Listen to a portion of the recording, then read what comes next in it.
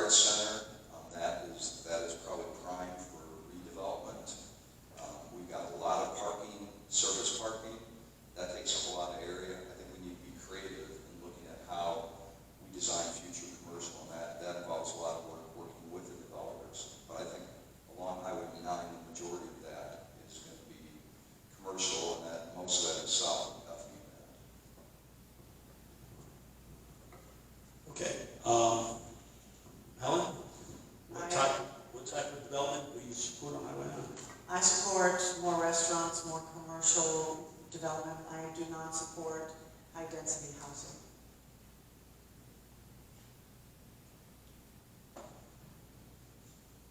Okay, you're up first on this one. How long have you lived in Milton, and how many municipal elections have you voted in? I've been here 3.5 years, and I voted, I think there were 2. I'm trying to think if there were, I think I've only been here for 1, and I voted in that one. Okay. And Rick, same question. How long have you lived in Milton, and how many municipal elections have you voted in? I've lived here 27 years. Have been in Milton since we formed Milton, and was on the first city council. I think it would be 7 municipal elections. 1 year we had no opposition, so we didn't hold an election. We didn't have to have the expense. But every single election I have shown up and made sure I vote. I think it's something that it's freedom we have, and we shouldn't take it for granted. In fact, as I go around and talk to people, I'm encouraging people to say, please come out and vote, because it does make a difference who you elect. It's a voice that's going to, that person will be on there for 4 years. It's important that you vote. It's important that you know. So for everybody here, please get out and vote for the municipal election. We start advance voting the 16th of October. There's 18 days. It's over at City Hall, and there's 2 Saturdays. And then we'll get out the information on the 3 polling locations for the day of election voting. I know I have more time with my questions, so can I just, I always voted in municipal elections, even before I lived here, because I feel they're more important than federal elections. The municipal elections are the ones that affect our daily lives. And it's astounding to me how many people are not engaged in the local elections because they make more of a difference in your life than the federal elections. So yes, please get out and vote. Thank you. Okay, Rick, you're going to lead on this question. Birmingham Park is our largest park in the city. As a city council member, would you support the park being placed in a conservation easement to ensure it remains a passive park? Can you repeat the last part of that, Tom? Sure. Birmingham Park, largest park. Would you support the park being placed in a conservation easement to ensure it remains a passive park?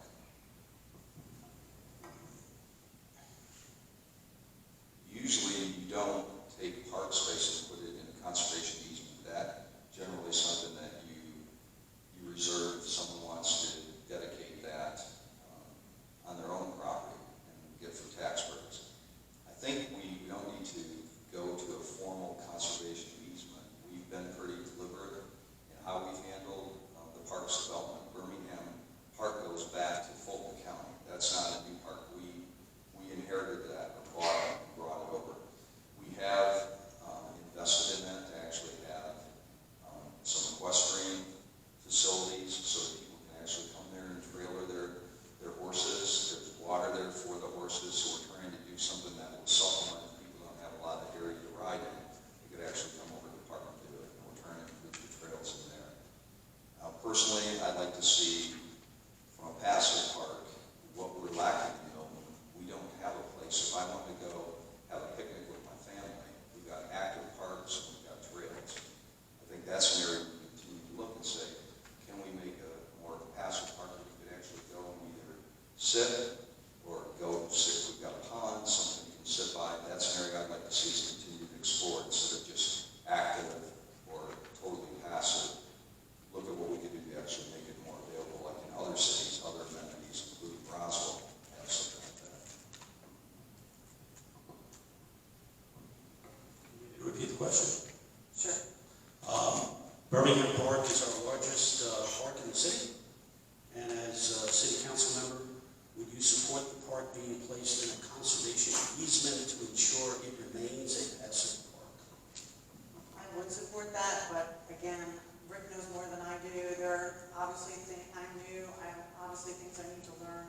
So if that's something that couldn't be done, is that what you're saying?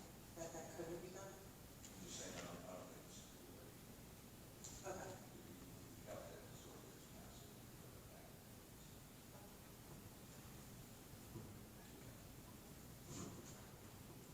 Okay, Helen, you're up next on this. Which of the initiatives that City Council approved over the past year will have the most impact on Milton's future? And explain your choices. The decision to do paper ballots, have our own elections, I think is the most significant decision they've made, and I absolutely support Milton doing their own elections. I believe it saves the taxpayers a lot of money, and it should be one person, one vote. And that's what I think is the most important initiative that they've passed so far. Rick, which of the initiatives that the city approved over the past year will have the most impact on Milton's future? And explain your choices. I think the comprehensive land use plan is probably one of the biggest things that we did, because that has far-reaching strategic overtures and talks really about where we're trying to go. As far as a specific initiative, just trying to decide what would be the highest. I think taking back and actually running our own elections, that was a cost-saving measure. Had nothing to do with politics. It was about when Fulton County continued to raise in 2021, when they raised the cost to us as a city by 103%. That was when we said, let's take a look, just like we did when we wanted to run our city. So I think I wouldn't say it's necessarily the most important. I think it's something that will help. We'll have savings as we go forward. We'll be able to save in future municipal elections also.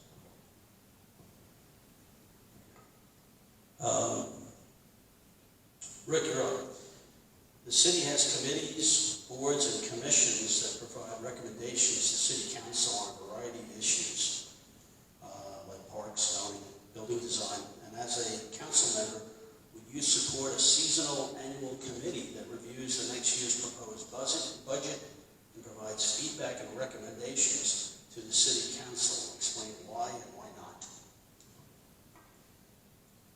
As far as individual committees, I don't think that we want to get them actually involved in the budget process. They're welcome to get involved. Anybody can get involved. It would be, I think, hard for the city. I just know the pain we go through with the budget anyway. There's so many different components. I think it makes more sense to continue with the direction we're going. I think different committees like Parks and Rec, they come forward with their recommendations of what they think are the needs and what we need to do. And that's I think where we get our feedback, and we also let them know, well, here's what we have from a funding standpoint. I don't know if I really see that as an improvement if we had them get into that. I think we're going to cloud the use of those different committees and the way they function today. Okay. Helen, I'll repeat this for you. The city has committee, boards, and commissions that provide recommendations to the city on a variety of issues like parks, zoning, and building design. As a city council member, would you support a seasonal annual committee that reviews the next year's proposed budget and provides feedback and recommendations to city council? Explain why or why not. I would not support that because, again, it's another layer of people giving their opinions or telling, it's another layer, another committee, we don't need any more of those. Okay. All right, Helen, you're up first on this one. What is the intent of the flag lot amendment, and would you / did you vote to approve it? I think you voted on it the last session, right? Is that what you voted on? Yeah. I'm torn about the flag lot because I do believe that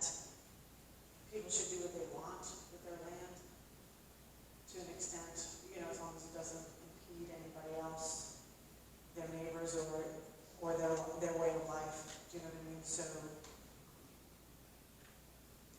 I'm torn because it did tell them, the way I think you decided that it was, they could have their 1 acre lot, but the flag would be an acre and a half. I think that's what was decided, right? So that they could build their own. So, yes, I'm okay with them using their land to build another lot so that their family can live on it.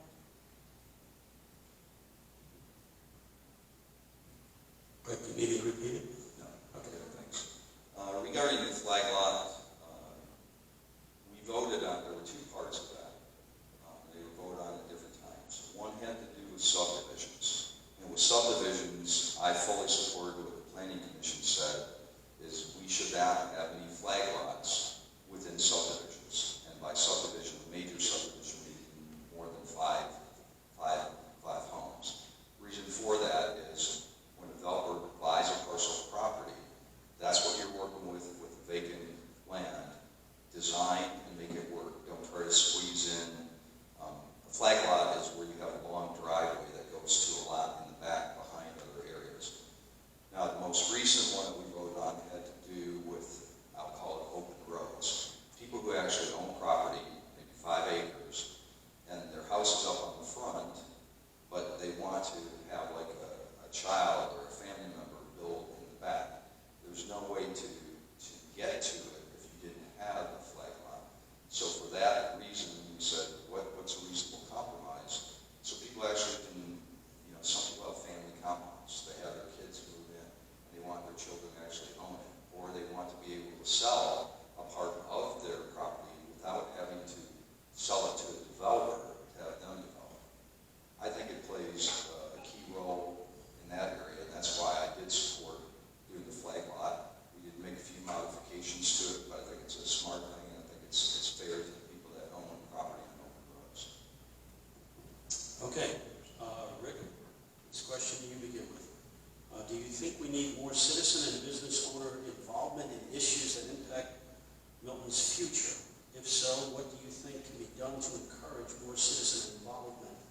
How would citizen and business owners' involvement in future commercial development be impacted by the development authority? Okay, well, we kind of handled that already. Can you say the last part? The last part ties it into how would it be impacted by the development authority?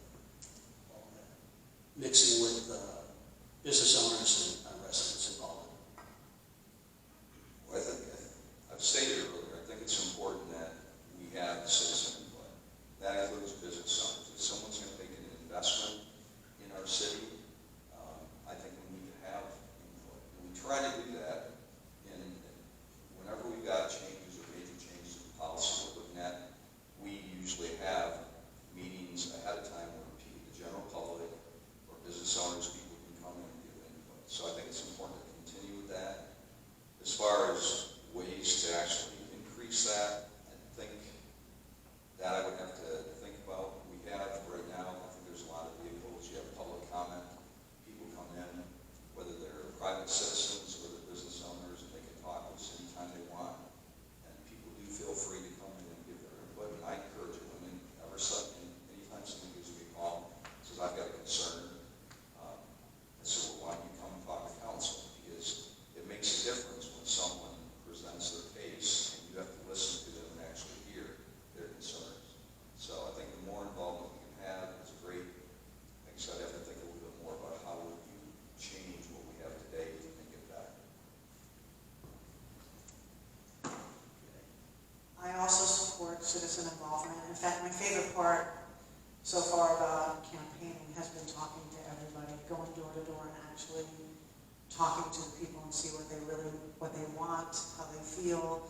And I would love to encourage more citizen involvement. And I also make this promise because I know that sometimes some of the people that I've knocked on their door, they've said, I've sent emails to so-and-so and they never answered me back. Or I called and left a message and they never answered me back.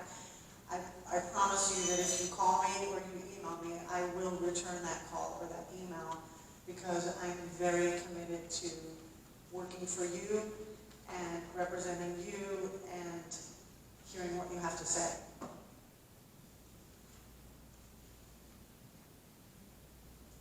Very good. Okay, Helen, you're the lead on this one. Do you support expansion of active parks to meet the needs of citizens outlined in the Parks and Rec Comprehensive Strategic Plan? And if so, what should give your opinion on that? I support active parks. That might be something we could look at on Highway 9 or something. I don't support active parks in residential areas. I think we should look at Fry's. The building where Fry's was is empty. Maybe putting an indoor swimming center there, putting an active park somewhere more towards. We should be looking more towards where Costco is, or in those areas. I don't support active parks in any residential areas next to any farms. I just think it brings a lot of traffic, a lot of noise, a lot of pollution. I want Milton to stay where we live, where our houses are, where the residences are. I want them to stay as quiet and rural and country as we can keep them.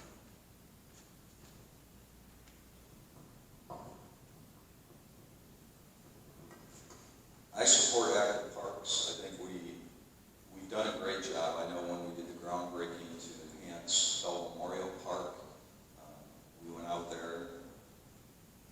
Now that is actually a great place for our kids to play.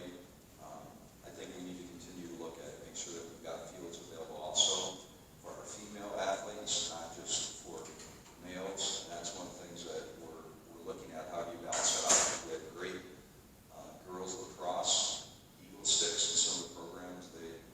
Those kids can some go on actually to college. I think we need to have maybe a few more active parks or fields. I think it's important that we take a look at where we place those, and that's really the challenge is where is that? What makes sense? Nobody wants a park next to them, but we have to look at maybe where we already have parks. Where can we actually build or share? We're also looking at cooperative agreements with Alpharetta. For a long time, we had paid, at one time it was up to $500,000 a year to supplement, to use their fields. We did away with that agreement, but now we have fields that they want to participate in, so we're working on, agreements. So I think we can continue to be creative, but we're going to have to also look at what is the real need, and that would be our Parks and Rec director, actually telling us data and showing us what's the demand driving for baseball fields or cross fields or active on. And we also have actually, last year we bought over on Cox Road, we bought a facility, we made it into turf fields, so lower maintenance, less cost to maintain. So we're trying to, I think there is a master plan, taking a look at it. I think we just need to look at really where those parks are placed. Okay, Rick and Helen, this is going to be the last question, and then I'm going to turn around and have you each 5 minutes to wrap up while you, okay? So Rick, you lead off this one. What is a city council member's responsibility to citizens and business owners in Milton? Do council members have an obligation, at a minimum, to acknowledge all email communication, return phone calls? As a council person, what would your commitment be to the citizens and business owners in Milton? I definitely think we need to be responsive. I mean, that's kind of the bedrock. If you're going to be a public servant, it's not for the position, just for you to make decisions and be independent. So as far as responsiveness and answering emails, answering phone calls, I think it is important. Just like in business, we aren't full-time. That sometimes becomes the challenge, but whether I get an email or a phone call and someone who isn't along Highway 9, I get calls from all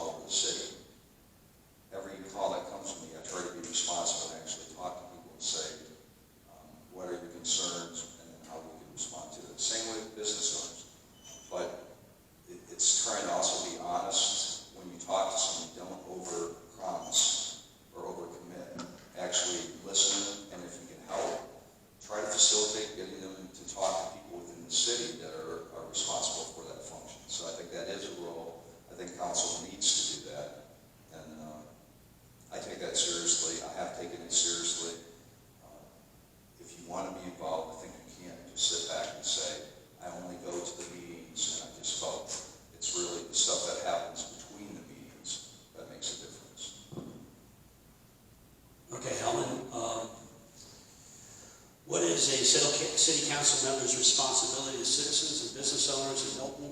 Do council members have an obligation at a minimum to acknowledge all email communication and return phone calls? And as a council person, what would your commitment be to the citizens and business owners in Milton? My commitment would be to listen. I already expressed my view on emails and phone calls, and yes, that is a councilwoman's job to reach out to the community, to answer your concerns. I can't obviously make promises. I don't know that I will be able to say yes to whatever your concern is, but I promise that I will hear you, listen to what it is, try to help solve it, talk to the other council members. And yes, of course, the same with businesses. Any concern you have. To me, this is the fun part of the job, talking to the people and finding out what you want, what you think, what you need. That's the best part of the job. Going to the meetings, to me, is actually the boring part of the job. Okay, we're going to switch the order here because Helen, you started first at the beginning. So Rick, would you have 5 minutes to make your case? Why you? Okay, expand it, stretch a little bit. I'm not running for re-election because Rick Mohrig needs to do 4 more years of service. I'm running because I have a passion for Milton. I have a passion for what we've built. I live here. I've lived here 27 years. I have family that now has moved back here from Philadelphia. My daughter, son-in-law, my 2 grandchildren, and their dog are currently living with us, but they're going to buy a home in Milton in October. So I look at this city. It's important to me. I put my blood, sweat, and tears in this for the last 17 years. Even before we started the city, I was involved both with local school advisory councils. I think building community is what's really important. You need people that are going to be committed, not politicians, but people that are going to be committed to actually represent you and care about what's going on and think not just about themselves, but think about you, think about the direction of the city. What's it going to be like in 5, 10, 20 years? I remember when we started out, I was one of the people that went around and was able to, because I was unopposed, I was able to actually go out and sit in people's living rooms and say, we would like you to come into Milton. Did we have parks? Did we have police? We had none of that yet. But we cast a vision and said, here's what we think it's going to be. This is the direction we're going. I think we still have areas that we can grow and improve. You know, in order to maintain this city and make it as attractive as it is right now, I think we need to continue to look to the future to say, okay, how can we do it better? Challenge yourself. In corporate America, we do it all the time. Can we do it more efficiently? Before we make expenditures, can we do it with less money? I think those are things that you constantly have to challenge yourself. And then look and listen to people as far as what their wants and needs are. For me, if I am reelected, this will be my last term. We have term limits for a reason within Milton, and I think it's a good thing. What we don't need is people that get in there and they make it a job forever and ever and ever. I still feel like I'm engaged. I've been engaged. I want to continue to be. I care about the city. I care about who we are, where we're going. And I do care about the citizens and building community. So it's not about me. It's really about you. But I would love to have the opportunity to serve you for another 4 years. Thank you, Rick. Helen? All I can say is, I think, obviously, Rick has the experience. I've even learned just from tonight some of the things he said. But I think there needs to be a mix of experience and new people, concerned citizens, just who care about our community, who want to go in there and do a great job for you, and someone who's willing to learn. One thing I will tell you about myself is I'm willing to learn. Last year at this time, I did not know how to be a public high school teacher, but now I'm a public high school teacher. I also ask a lot of questions. I promise you I'll be an independent thinker, which I think another reason why I wanted to step up is because I think maybe some of the council has lost sight of that is what they're supposed to be doing there, It is not supposed to be a coalition or a group or a mob. And so I will ask the tough questions. I will work for you, and I will be an independent thinker, and that's all I could promise you, because obviously there are things I have to learn. I don't know everything about every ordinance or variance, but I'm willing to learn it. I will work hard. As I said before, if you reach out to me, I will address your concerns. I've already, and I'm not even on the city council yet, but I've already visited Cindy Hester when I heard about the sports park being put next to her land, and I let her know that I would not be for that and that I was concerned. And so I just want you to know that I will work hard for you, I will be honest, I will serve with integrity, and I will ask the tough questions. Thank you. Thank you for even considering. Okay, before we go, and I'm going to give you instructions, within 24 to 48 hours, we have a YouTube channel, Concerned Citizens Horse Country, and that's going to be where this video, so you can compare and contrast these two candidates. Once again, we did invite all four. You can see this format is excellent for comparing and contrasting the same question with who's competing against each other. We will never endorse candidates. We don't do that. We believe you have enough gray matter and you can make a decision. All of you participated in something from the past. This is how the country started when it was very rural. There were no newspapers, there was no radio, no TV, and you didn't know who the heck was running. So how did you find out? The forums would sometimes take 5 hours to 8 hours. There were breaks for food and bathroom and everything. But how else would you find out who was running? This is kind of what we're trying to do and go back in time. What's old is new. How else do you find out who these people are, how they think? All of these questions came from you. None of them did they know what was coming. It's hard. It's very hard for public service. But you want to know what the heck you're getting involved in. So I applaud all of you, and please give them a round of applause.